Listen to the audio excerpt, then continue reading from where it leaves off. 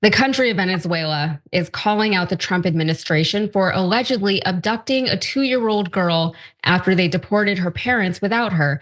First, let's get to some context. Yorli Bernal Inciarte and her partner, Maikelys Escalona, enter the US with their daughter, who goes by Antonella, in May of 2024 under the Biden administration. But even under Biden, they weren't here together. Inciarte told ABC News when Inciarte, Escalona, and their child entered the US last year and surrendered to authorities, the three were separated. Inciarte and Escalona were placed in separate detention centers in Texas, and their daughter was placed in government custody.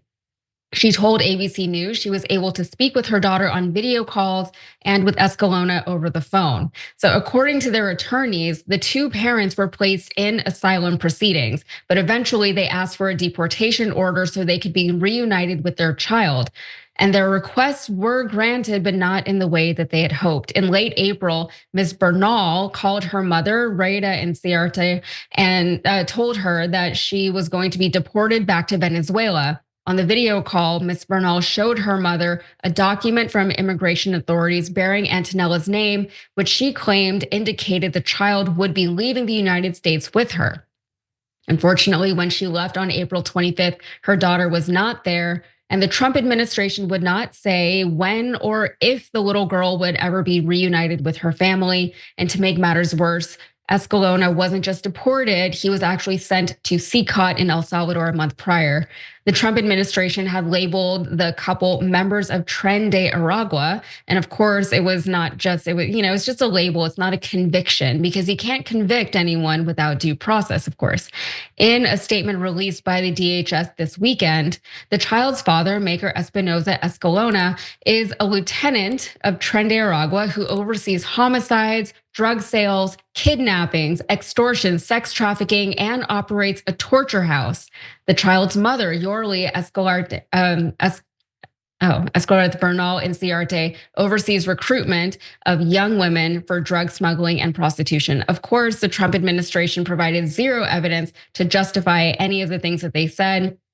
But you know what they did have on their side? These people had tattoos. Tattoos are the worst. That's incriminating evidence if I ever saw any. So Bernal's tattoos included her parents' birth years inscribed on her neck, as well as a lightning bolt, a small flame, and a serpent. Her mother said Mr. Espinoza's tattoos included the cartoon characters Yosemite Sam and Marvin the Martian, according to a statement he gave to the authorities, as well as a cross, a crown, and a compass with a plane. So neither parent had a criminal record in Venezuela or in Peru, where they once lived, or in the United States beyond immigration offenses. Escalona was arrested once in Peru on an allegation of domestic violence, but the case was closed and it never went to trial. Nonetheless, the Trump administration claims the parents are criminals and says they're keeping the child in the United States to protect her.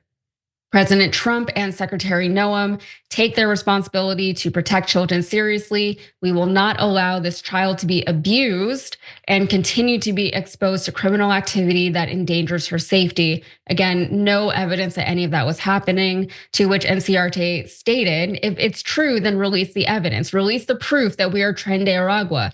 They took a child away from their mother and they're telling lies about us. And you know who else isn't happy about any of this? Venezuelan authorities, including top government officials and their foreign ministry, who are now accusing the US of kidnapping and abduction.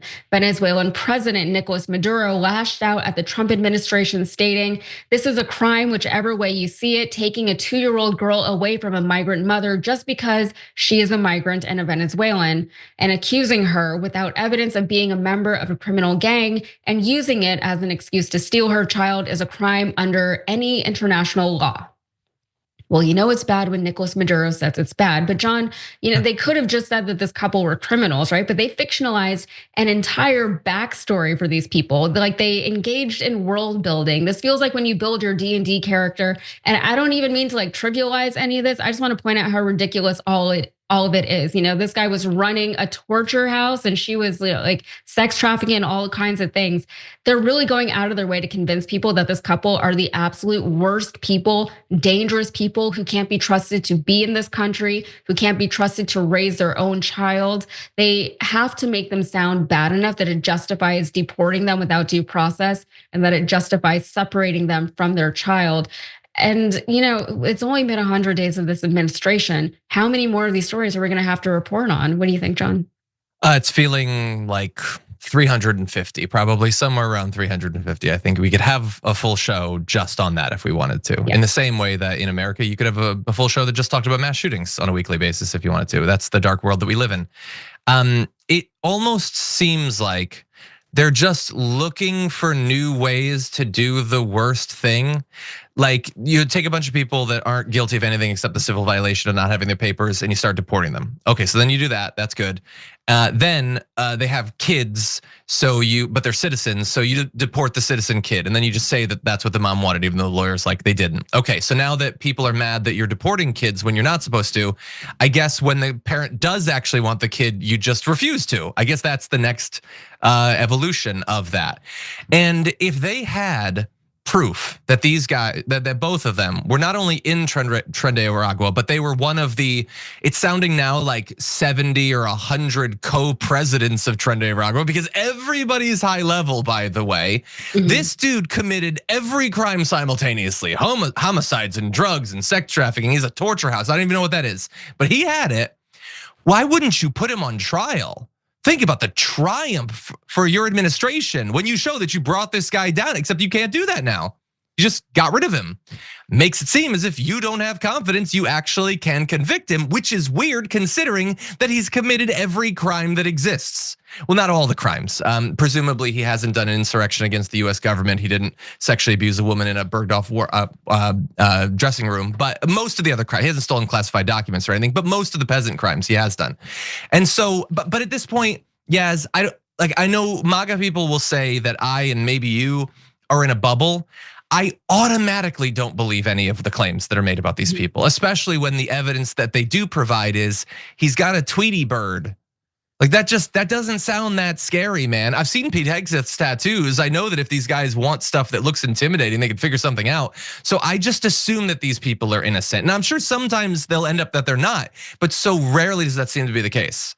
I mean, like I'm laughing because you referred to running a torture house as like a peasant crime. Like it's so ridiculous to even think. But I was talking about this with somebody earlier, people who don't really get out there in the world very often, they don't know what's going on out there. So if they see on the news that there's all this gang violence and terrorism, they're like, I guess it's out there somewhere. I don't see it here, but I'm safe. It's somewhere else, it's somewhere else where I'm not.